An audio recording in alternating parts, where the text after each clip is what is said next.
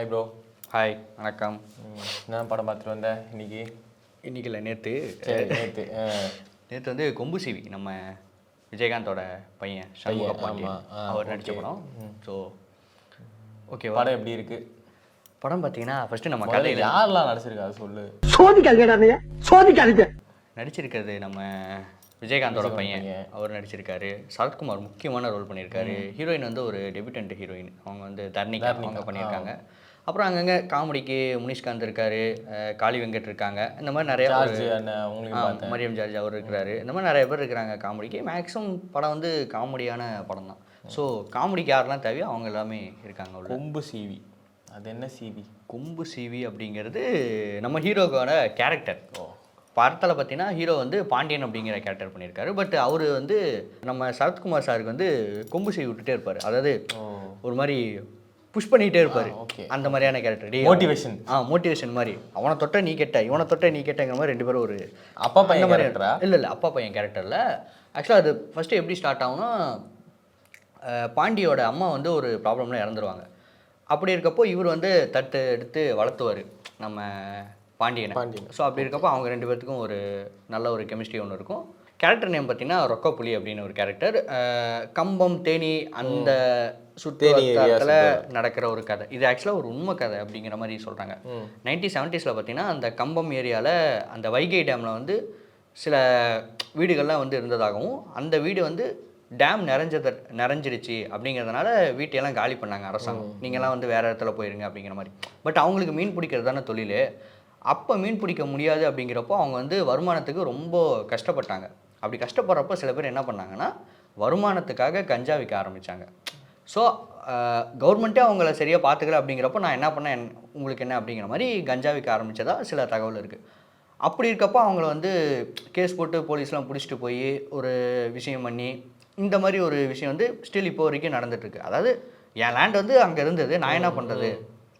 Correct தானே இது வந்து அவங்க கேட்குறது. தண்ணி வந்துருச்சுன்னா எனக்கு வேறு இடத்துல கொடுத்துட்டேன், இப்போ நான் வருமானத்துக்கு என்ன பண்ணுறது? எனக்கு தெரிஞ்ச ஒரே தொழில் வந்து மீன் பிடிக்கிறது.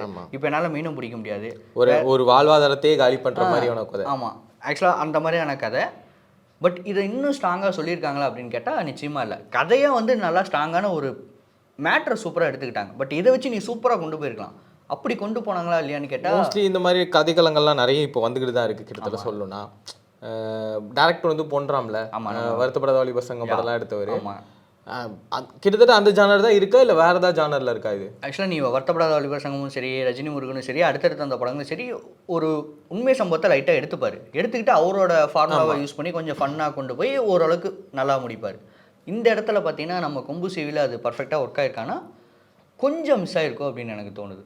வழக்கமாக நீ வந்து ரஜினி முருகனையோ இல்லை வருத்தப்படாத வாலிபர் சங்கத்தையோ எடுத்துக்கிட்ட அப்படின்னா இது வந்து கொஞ்சம் நிச்சயமாக கம்மியான ஒரு படம் அப்படின்னே சொல்லலாம். அதில் காமெடியும் நிறைய இருக்கும், ஒரு மாதிரி என்டர்டெயின்மெண்ட்டாகவும் போகிற மாதிரி ஒரு ஃபீல் இருந்துக்கிட்டே இருக்கும். ஆக்சுவலாக இன்னொரு விஷயம் சொல்லணும்னா, பொன்ராம் எடுத்த படங்கள்லேயே இந்த படத்தில் தான் கதை ரொம்ப வெயிட்டாக இருக்குது. ஆனால் அந்த கதைக்கான ஒரு எண்டு ப்ராப்பராக கொடுத்துருக்காங்களா, அந்த கதையை நல்லா கொண்டு போயிருக்காங்களான்னா இல்லை. அதுதான் இந்த இடத்துல பிரச்சனை. இவ்வளோ பெரிய படம், இவ்வளோ பெரிய கதை எடுத்துகிட்டு கொஞ்சம் லைட்டான ஒரு இதில் கொண்டு போயிருக்கீங்களா அப்படிங்கிற மாதிரி படம் இருந்ததுனால மட்டுமே தான் கொஞ்சம் லோவாக போயிருக்கு. மற்றபடி ஆக்டிங் வைஸாக வந்து சண்முக பாண்டியன் ரொம்ப சூப்பராக பண்ணியிருக்காரு. இதுக்கு முன்னாடி இருந்த படங்களும் சரி, இந்த படங்களும் பார்க்குறப்ப சூப்பராக கொஞ்சம் நெக்ஸ்ட் லெவல் போயிருக்கிறாரா அப்படிங்கிற மாதிரி இருக்குது. ஒரு 2 இடத்துல தடுமாறுறாரு. என்னென்னா ரொமான்ஸ் சீனில் கொஞ்சம் தடுமாறுறாரு. பட் அதுவும் கொஞ்சம் பிக்கப் பண்ணிக்கலாம். மற்றபடி இந்த ஆக்ஷன்லாம் வேறு லெவல் பண்ணியிருக்காரு. அப்புறம் பார்த்தீங்கன்னா அந்த காமெடியெல்லாம் சூப்பராகவே ஒர்க் அவுட் ஆயிருக்கு அப்படின்னு சொல்லலாம். ஸோ சண்முக பாண்டியன் இந்த படத்தில் கொஞ்சம் நெக்ஸ்ட் லெவல் போயிருக்காரு. அப்படி சரத்குமாரோட ஆக்டிங் எப்படி இருக்கு? சரத்குமார் தான் படத்தோட பேசி, அவரை வச்சு தான் படம் வந்து நகருது. ஏன்னா சண்முக பாண்டியன் இன்னும் சினிமா கூட அவ்வளோ பெருசாக உள்ளே வரல. அப்படி இருக்கப்போ நம்ம யாரை வச்சு படத்தை கொண்டு போகணும் அப்படின்னா கண்டிப்பாக சரத்குமார் சார் வச்சு தான். ஸோ படம் ஃபுல்லாக சரத்குமார் சார் வராரு.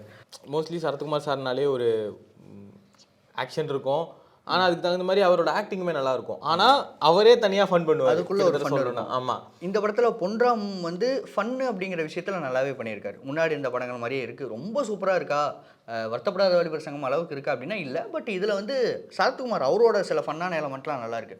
என்னடா சீனியர் நடிகர் ஆனால் இந்தளவுக்கு இறங்கி காமெடி பண்ணுறாரு அப்படிங்கிற மாதிரி நிறைய சீன் இருக்குது. அண்டு எனக்கு பயங்கரமாக ஓகேயான சீன் வந்து இன்டர்வல் சீன். ஒரு பேங்கராக ஒரு விஷயம் நடக்குது. ஸோ அது வந்து சூப்பராக இருந்தது. ரொம்ப நார்மலான படத்தை அதுக்கப்புறம் நம்மளை உட்கார வைக்கிறதே இன்டர்வல் சீன் தான். உண்மையாக சொல்லணும்னா ஃபர்ஸ்ட் ஹாஃப் போனதுக்கப்புறம் இதில் உட்காரணுமா அப்படின்னு யோசிக்கிற மாதிரி சில படங்கள்லாம் வந்திருக்கு. இந்த படம் இன்டர்வல் நல்லா இருக்குன்னு சொல்கிறேன், அதுக்கப்புறம் கதைக்காலங்கள்லாம் எப்படி அமைஞ்சிருக்கு? செகண்ட் ஹாஃப் தான் ரொம்ப கொஞ்சம் லோ ஆயிடுச்சு அப்படின்னு சொல்லலாம். ஃபர்ஸ்ட் ஹாஃப்ல ஒரு டைம் எடுத்துக்கிட்டாங்க. இதுதான் கதை, இதுதான் கதைன்னு கொஞ்சம் டைம் எடுத்துக்கிட்டு போய் இன்டர்வல்ல போய் பேங்கா முடிச்சாங்க. ஓகேடா சூப்பரா இருக்குடா. செகண்ட் ஹாஃப் எப்படி போகுதுன்னு தெரியல அப்படின்னு வெயிட் பண்ணலாம்னா, ஃபர்ஸ்ட் ஹாஃப் வரைக்கும் கொஞ்சம் சீரியஸா போயிட்டு இருந்தாங்க. செகண்ட் ஹாஃப்ல காமெடி அப்படிங்கிற விஷயத்த கையில எடுத்தாங்க. நிறைய ஆமா. ரொம்ப நிறைய காமெடியா பண்ணிட்டு இருந்தாங்க. ஃபர்ஸ்ட் ஹாஃப் ஒரு ஊருக்கான படமா இருந்தது. செகண்ட் ஹாஃப் வந்து இவங்க 2 பேத்துக்கான ஒரு படமா ஆயிடுச்சோ அப்படிங்கிற மாரி. அதாவது ஹீரோவும் அந்த ஹீரோ சரத்குமார் கேரக்டர் என்ன ரொக்கப்புலி ரொக்கப்புலி ஹீரோவும் ரொக்கப்புலியும் சேர்ந்து காமெடி பண்ண ஆரம்பிச்சிருக்காங்க. ஆமா, இவங்க 2 பேர் மட்டும் காமெடி பண்றது. இவங்க 2 பேர் ஆக்சுவலா படத்தோட ஒரு ஒன் லைன் மாதிரியா என்னன்னு தெரியல. கரெக்டாக சொல்லணும்னா ஹீரோ வந்து என்ன சொல்லுவார்னா, என்னை வந்து ஒரு பண மெத்தையில் என்னை படிக்க வை, அதுதான் அது எனக்கு போதும் அப்படிங்கிற மாதிரி சொல்லுவார் ஃபர்ஸ்ட்டில், சின்ன வயசில் இருக்கப்போ. அதை நிறைவேற்றுறாரா இல்லையா அப்படிங்கிற மாதிரி தான் கதை வந்து நகருது. ஸோ படம் வந்து அந்த மாதிரி நகருது. பட் இது வந்து ஒரு சின்ன ஒரு ஒன்லைன் தான் அப்படின்னு பார்த்தா செகண்ட் ஹாஃப் இதை மட்டுமே வச்சு நகர மாதிரி எனக்கு தோணுது. என்னப்பா ஃபர்ஸ்ட் ஹாஃபில் வேறு லெவலில் ஒரு கதையை ஒன்று சொன்னீங்க, செகண்ட் ஹாஃபில் ஏன் இப்படி ஒன்று போகிறீங்க அப்படிங்கிற மாதிரி இருந்தது. அண்டு கிளைமேக்ஸில் அதை நிறைவேற்றினாரா இல்லையா அப்படிங்கிற மாதிரி படம் போய் முடியுது. அதாவது எல்லா பட கதை மாதிரி தான் கிட்டத்தட்ட சொல்லணும்னா, நான் அவனுக்கு ஒரு வாக்கு கொடுத்துருக்கேன், அந்த வாக்கு நிறைவேற்றணும், அதுதான் கதையாக இருக்குது. அந்த மாதிரி தான் இருக்குது. அண்டு இது ஸ்பாய்லராக இருக்கலாம், பட் நிறைய பேருக்கு நல்லா தெரிஞ்ச விஷயந்தான். படத்தில் வந்து ஒரு 2 பேர் ரொம்ப க்ளோஸாக ரொம்ப கெமிஸ்ட்ரியோடு இருக்காங்கன்னா கிளைமேக்ஸில் என்ன ஆகும், கண்டிப்பாக யாராவது ஒருத்தர் வந்து இறந்துருவாங்க. ஆமாம். ஸோ அந்த மாதிரி இதுலேயே அதே கிளைமேக்ஸ் இருக்குது. அது ஃபஸ்ட்டு நம்ம பார்க்குறப்பே தெரிஞ்சிருது, அது யாருன்னு நமக்கு தெரிஞ்சிருது. பட் அது இப்பவும் எனக்கும் தெரிஞ்சிச்சு யாருன்னு. ஸோ அது அதே மாதிரி தான் வச்சுருக்காங்க. பட் எனக்கு என்ன தோணுச்சுன்னா, அது ஒரு வாண்டடாக பண்ண மாதிரி இருக்குது. இது இப்படி பண்ணாதான் படம் வந்து நல்லா இருக்கும் அப்படிங்கிற மாதிரி. அது தேவையே. அதாவது எல்லாத்துக்கும் இப்போ லாஸ்ட்ல எமோஷனலாகவும் சென்டிமெண்டலாகவும் ஒரு விஷயம் வேணும் அப்படின்றதுக்காக அந்த இடத்துல வச்ச மாதிரி. லிட்டரலாக அப்படி தான். அது அந்த கேரக்டர் வந்து அப்படியே இருந்திருக்கலாம், ஜஸ்ட் ஒரு இது மட்டும் பண்ணி போன மாதிரி இருந்தது. அதை மட்டும் தவிர்த்துருக்கலாம். மற்றபடி எல்லாமே ஓகேவா அப்படின்னு கேட்டால் எனக்கு வந்து இந்த படம் வந்து ஒரு 6% ஒரு 6 மார்க் கொடுக்கலாம் அப்படிங்கிற மாதிரி இருந்தது. பாக்கி இருக்க அந்த 4 மார்க் எங்கே மிஸ் ஆச்சுன்னா சின்ன ஒரு லேக் இருக்கு. அதாவது செகண்ட் ஹாஃப்லவே நிறையா இருக்குது. அவங்களுக்கான படம் மட்டும் அப்படின்னும் போதே தெரிஞ்சிச்சு. ஓகே, என்ன மாதிரியான ரிவ்யூவாக இருக்கும் அப்படின்றது எனக்கு தெரிஞ்சிச்சு. ஆக்சுவலாக நான் ஏமாந்து போனேன். ஏன்னா அவ்வளோ பெரிய ஸ்ட்ராங்கான மெசேஜ் எடுக்கிறாங்க அப்படிங்கிறப்போ ஏதாவது ஒன்று அந்த மக்களுக்கு என்னன்னு ஒரு விஷயம் சொல்லுவாங்க. இல்லை அட்லீஸ்ட் இதெல்லாம் பண்ணுங்க அப்படின்னா கவர்மெண்ட்டுக்காக ஒரு விஷயம் சொல்லுவாங்கன்னு பார்த்தா எதுவுமே இல்லை. எண்டில் வந்து டோட்டலாக வேறு மாதிரி முடிச்சிருக்காங்க. இது என்ன மாதிரிப்பா, ஒன் டைம் வாட்சபிளான படமா இல்லை பார்க்கலாம் அப்படின்ற மாதிரி இருக்கா? ஒன் டைம் வாட்சபிள் தான். பட் நான் அதுவும் சொல்கிறேன், நம்ம முன்னாடி பார்த்த வருத்தப்படாத வாலிபர் சங்கம், ரஜினி முருகன் அந்த லெவலுக்கு இல்லை. அதுக்கடுத்து அவர் சில படங்கள் எடுத்தார் பார்த்தியா, ஒரு சீமராஜாவாக இருக்கட்டும், இல்லை அடுத்தடுத்து எம்ஜிஆர் மகனாக இருக்கட்டும். ஸோ இந்த மாதிரியான ஒரு படங்கள் லிஸ்ட்டில் தான் இதுவும் வந்து வருது. பட் இப்போது நான் சொல்கிறேன், சண்முக பாண்டியனுக்கும் சரி சரத்குமார் சாருக்கும் சரி இது ஒரு சூப்பரான படம். பொன்ராம நான் பேசிகிட்டு இருக்கேன். பொன்ராம் சாரை வச்சு பார்க்குறப்போ இல்லை அவரோட லெவலுக்கு இது கொஞ்சம் கம்மி தான். ஸோ இன்னும் கொஞ்சம் அவர் பெட்டராக பண்ணி. சண்முக பாண்டியன் இதுக்கு முன்னாடி ஒரு படம் பண்ணார், அந்த படமே நல்லா தான் இருந்துச்சு நான் பார்க்குற வரைக்கும். ஆமாம், இந்த படம் கிட்டத்தட்ட 4வது படம் இது அவருக்கு. இந்த இதில் எப்படி அதில் ஆக்ட் பண்ணியிருக்காரு அப்படின்னு நினைக்கிறேன். அதான் நான் ஃபஸ்ட்டு சொன்ன மாதிரி இம்ப்ரூவ் ஆகிருக்காரு, நல்லாவே இம்ப்ரூவ் ஆகிருக்காரு. ஃபஸ்ட்டு அவரோட இன்ட்ரோஷனே ஆக்ஷன் தான். ஆக்ஷனில் நான் கன்வின்ஸ் ஆகிட்டேன், சூப்பராக ஒரு மாஸ் ஹீரோவாக வருவார், ஒரு மதுரக்காரராக இவர், ஒரு விஷால், ஒரு சசிகுமார், அவரோட அப்பா விஜயகாந்த், அந்த அதுக்கு நெக்ஸ்ட் இவர் வந்துடுவார் அப்படிங்கிற மாதிரி ஆக்ஷனில் இவர். கேப்டனை பொறுத்த வரைக்கும் மோஸ்ட்லி ஆக்ஷன்ஸ் அதிகமாக இருக்கும் அவரோட பேக்கில். எப்போவுமே அவர் படம் எடுத்தாலும் ஆக்ஷன்ஸ் இருக்கும். அதே மாதிரி வில்லேஜ் சப்ஜெக்டாக இருக்கட்டும், அந்த மாதிரி சப்ஜெக்ட்டுக்கும் கேப்டன் வந்து செட் ஆவார். அந்த மாதிரியான ஆக்டிங் அது இருக்கு. ஆக்சுவலாக பக்கா வில்லேஜ் மெட்டீரியல் இவர். நான் படத்தில் ஒரு விஷயம் கவனித்தேன், படத்தில் இவர் எங்கேயுமே பேண்ட்டே போடல, ஃபுல்லாக லுங்கி வேஸ்ட்டு இதோடவே சுற்றிட்டு இருக்கிறப்போ டே பக்கா வில்லேஜ் மெட்டீரியல் அவர் அப்படிங்கிற மாதிரி தான் படம் ஃபுல்லாக இருக்குது. ஸோ அப்படி பார்க்குறப்போ பக்காவான ஒரு வில்லேஜ் ஆள், அந்த கிராமம் செட் ஆகிடுது. கிராமத்தான் அப்படிங்கிற விஷயத்தில் பக்காவாக செட் ஆகிட்டாரு. அண்ட் அதுக்கு பார்த்தீங்கன்னா சரத்குமார் சாரும் பக்காவாக இருக்கார். அந்த ரொக்காப்புலி அப்படிங்கிற கேரக்டருக்கு ஒரு லந்தா, ஊருக்குள்ள ஒரு தௌலத்தா, ஊரோட ஹெட் அவர். வருத்தப்படாத வாலிபர் சங்கத்தில் சிவனாண்டி கேரக்டர், அந்த மாதிரி கேரக்டர் அப்படின்னு சொல்லலாம் ஊருக்குள்ள எல்லாம். ஆனால் அவரு கூட கொஞ்சம் டீசெண்டாக ஒரு மெயின்டைன் பண்ணுவார். நான் கொஞ்சம் பெரிய ஆள்ரா அப்படின்னு. இவரெல்லாம் இறங்கி அடிக்கிறார். நம்ம ஃபன்னுக்கு ஃபன்னாகட்டும் சரி, எமோஷனல் ஆகட்டும் சரி, எல்லாமே பக்காவாக பண்ணுறாரு. ஆக்ஷன் ஆகட்டும் சரி, எல்லாமே ரொம்ப சூப்பராக பண்ணியிருக்காரு. முக்கியமாக சொன்னால் 2 பேர்த்தோட கெமிஸ்ட்ரி, அவரை நான் விட்டு கொடுக்க மாட்டேன், என்ன நீ விட்டு கொடுக்க மாட்டேன் அப்படிங்கிற மாதிரி விஷயமா இருக்கட்டும், ஃப்ரெண்ட்ஷிப் பாண்ட், அந்த ஒரு கெமிஸ்ட்ரி பாண்ட் அப்படிங்கிறதாகட்டும்.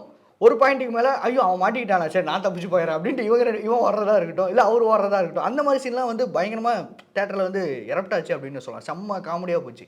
ஸோ காமெடி அப்படிங்கிற வயசில் ஓகே டிக் போடலாம், ஓகேப்பா நல்லா இருக்குப்பா அப்படின்னு சொல்லிட்டு டிக் போடலாம். ரொம்ப ஃபன்னாக இருக்கான்னு கேட்டால் ஓகே இருக்குது. அந்த பொன்ராமோட டச் அப்படிங்கிறது சில இடத்துல இருக்குது. சில இடத்துல ஓகே ஆயிருக்கு, சில இடத்துல இப்போது ஃபார் எக்ஸாம்பிள் இவர் முனிஷ்காந்த்லாம் உள்ளே இருக்கார். அவரோட கேரக்டர்லாம் பார்த்தீங்கன்னா இது இப்படி தான் போய் இப்படி தான் முடியும் அப்படின்னு தெரியுது. சும்மா ஃபன்னுக்காக மட்டும்தான் வச்சுருக்காங்க, இந்த காமெடி தான் அடுத்து வரப்போகுது அப்படிங்கிறதெல்லாம் நமக்கு நல்லாவே தெரியுது. அது ஓகே இருக்கா அப்படின்னு கேட்டால் ஒரு இடத்துல ஒரு 2-3 இடத்துல ஓகே இருக்குது. ஸோ ஃபன்னாக ஓவராலாக இந்த படத்தை பார்க்குறப்ப ஓகே, நான் ஜஸ்ட்டு சொல்கிறது ஒரு டிக் போடலாம். நல்லா இருக்குப்பா ஓகேப்பா அப்படின்னு டிக் போடலாம். நான் திரும்ப திரும்ப சொல்கிறது அதான், கதை வந்து செகண்ட் ஹாஃபில் டீவியேட் ஆகுது. ஃபஸ்ட்டு ஒரு மாதிரி எமோஷ்னலாக சொல்ல ஆரம்பிச்சுட்டு செகண்ட் ஹாஃபில் வந்து கொஞ்சம் ஃபன்னாக போகிறப்போ ஏன் அவ்வளோ பெரிய சீரியஸான விஷயத்தை எடுத்தீங்க, நீ ஃபன்னாக முடிக்கிறதுக்கு ஃபன்னாக முடிக்கல, கொஞ்சம் எமோஷனலாக தான் முடிச்சிருக்காங்க, பட் இந்த கதையை ஏன் எடுத்தீங்க அப்படிங்கிற மாதிரி இருக்குது. ஸோ அது மட்டும் தான். இந்த படத்தோட மியூசிக் இவன் தானே? கன்ஃபார்ம் இவன் தான். டவுட்டாக கேட்குறேன். ஒரு டவுட் இருந்துச்சுப்பா, எப்படி பண்ணியிருக்காரு யுவன் வந்து வில்லேஜ் சப்ஜெக்ட்டுக்கு எப்படி பிஜிஎம் போடுவார், எப்படி சாங்ஸ் போடுவார் அப்படின்னு நல்லாவே தெரியும். இந்த படத்தில் 2 விஷயம் எடுத்துக்கலாம். ஒன்று பிஜிஎம், இன்னொன்று சாங். சாங் ஓகே இருக்கா அப்படின்னா எனக்கு கொஞ்சம் ஓகே ஆகலை. ஏன்னா சாங் தேட்டரில் பார்க்குறப்பே கொஞ்சம் டல்லாக தான் இருந்தது, ஒரு கிராமத்து சப்ஜெக்டாக. இப்போ தான் நான் ஏன் டவுட்டாக கேட்டேன்னு. Yeah okay. ஸோ வரேன், உனக்கு அடுத்த ஆன்சர் வரேன். நான் சாங்ஸாக பார்க்குறப்போ ஒரு சில லவ் சாங்லாம் இருக்குது, சில எமோஷனல் சாங்லாம் இருக்குது, சில ஃபன்னான பிஜிஎம்லாம் இருக்குது. அதெல்லாம் ஓகே ஆச்சான்னு கேட்டால் ஓகே அப்படின்னு சொல்லலாம். எங்கே நான் வந்து இது பக்காவான யுவன் படம்டா அப்படின்னு நான் ஃபிக்ஸ் ஆனேன்னா இன்டர்வல் பாயிண்டில் படத்துக்கு பிஜிஎம் போட்டிருக்காரு. பிஜிஎம் எல்லாமே ஒரு பக்கா ஒரு கிராமத்து சப்ஜெக்ட் அப்படிங்கிற மாதிரி சூப்பராக பிஜிஎம் போட்டிருக்காரு.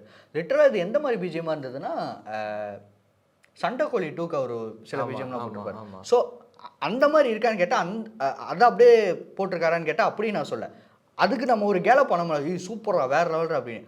ஸோ அதை கொஞ்சம் கூட குறையாமல் இங்கேயும் கொடுத்துருக்காரு. ஸோ கொம்பு சிவி அப்படிங்கிற படத்துக்கும் பிஜிஎம் வைஸாக அவர் வந்து சூப்பராக இது வந்து யுவன் படம்டா அப்படிங்கிற மாதிரி. நான் முன்னே சொன்னேன் இன்டர்வல் எனக்கு பயங்கரமாக ஓகே ஆச்சு, ஒரு பேங்கராக ஒரு விஷயம் நடந்தது.